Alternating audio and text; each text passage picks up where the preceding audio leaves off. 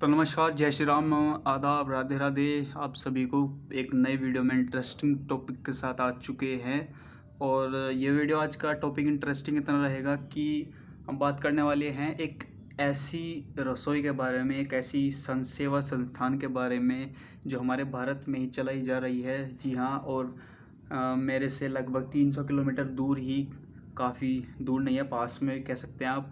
तो उस आश्रम में 30,000 डेली का लोग लाइव प्रसाद पाते हैं। 24 घंटे वहाँ लाइव प्रसाद मिलता है, बहुत ही अच्छा क्वालिटी का। और हर चीज़, दाल चावल सब्जी रोटी, जो भी आपकी ज़रूरत है डेली खाने की, जो भी ज़रूरत पड़ती है, हर चीज़ आपको अच्छे से मिलती है और निःशुल्क मिलती है। 1 रुपये की आज के टाइम में इतनी वैल्यू नहीं है, पर वो 1 रुपया भी नहीं लिया जाता।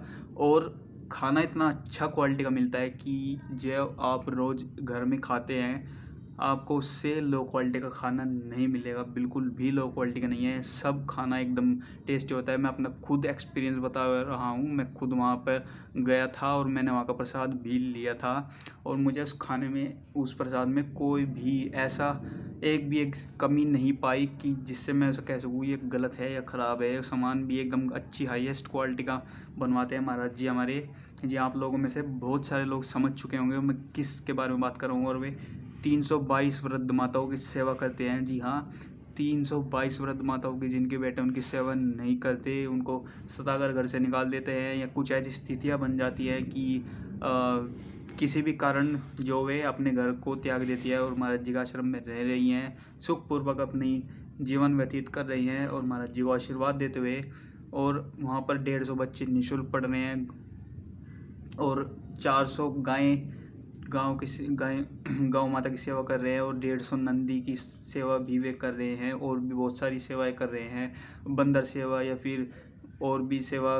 पेड़ वृक्ष का भी उन्होंने एक अभियान चलाया है वृक्ष लगाने का। तो वे भी बहुत सारी सेवाओं में अपना योगदान देकर अपनी मातृभूमि का ऋण उतारने में हम सबको भी प्रेरणा दे रहे हैं कि हमें ये कार्य कर कर अपने जीवन को सुखमय बनाना चाहिए। जी हाँ, मैं बात कर रहा हूँ गौरी गोपाल आश्रम, हमारे परम पूज्य अनिरुद्धाचार्य जी महाराज के बारे में। वे एक ऐसे संत हैं, ऐसे गृहस्थ संत हैं कि मुझे नहीं लगता कि उनके बराबर कोई सहज व्यक्ति हो सकता है इस दुनिया में। मुझे ऐसा लगता है कि उनके जितना सहज कोई नहीं हो सकता। और हाँ, इतना मतलब इतने बड़े होने के बाद भी, इतने प्रसिद्ध होने के बाद भी वे, उनमें ज़रा सा भी घमंड नहीं है। हर एक व्यक्ति की परेशानियाँ सुनते हैं, हर एक व्यक्ति को अपना समय देते हैं जितना उनसे हो सकता है। अपने व्यस्तता से समय निकाल कर, अपने कामों से समय निकाल कर हर एक व्यक्ति की परेशानी को सुनते हैं और उनको हल करने का प्रयास करते हैं। जी हाँ, तो ऐसे संत धरती को बार बार नहीं प्राप्त होते, और स्पेशली इस कलयुग में तो बिल्कुल भी नहीं बार बार मिलते हैं। और जब तक महाराज जी जिएंगे वे धर्म का प्रचार करते रहेंगे, ये मेरा मानना है। और हाँ, आप लोग भी एक बार ट्रस्ट करके देखिए उन पर, बहुत ही अच्छा कार्य कर रहे हैं, नेक कार्य कर रहे हैं। तो प्लीज़ कोई भी एक बार उंगली उठाने से पहले उनके आश्रम में जाइए। वृंदावन परिक्रमा मार्ग पर उनका गौरी गोपाल आश्रम के नाम से प्रसिद्ध आश्रम है, बड़ा भी है। और उसके सामने जो पुराने वाला है उनका भी है, और जो नया अभिनव बनाया है उसके सामने ही है। तो आप एक बार खाना चेक कीजिए, सेवाओं को आनंद लीजिए और कथा सुनिए और माताओं से मिलिए, गौशाला में घूमिए, बच्चों से पूछिए कि पढ़ाई कैसे चल रही है। उसके बाद आपको जो बोलना है फिर बोलिए। ऐसे हवा में तीर मत चलाइए कि वहाँ पर कुछ नहीं होता। मुझे लगता था कि वहाँ पर कुछ नहीं होता, पर जब से मैं गया मैंने यकीन कर लिया कि हाँ, आज के टाइम में भी कोई ऐसा व्यक्ति है जो इतनी सेवा कर सकता है।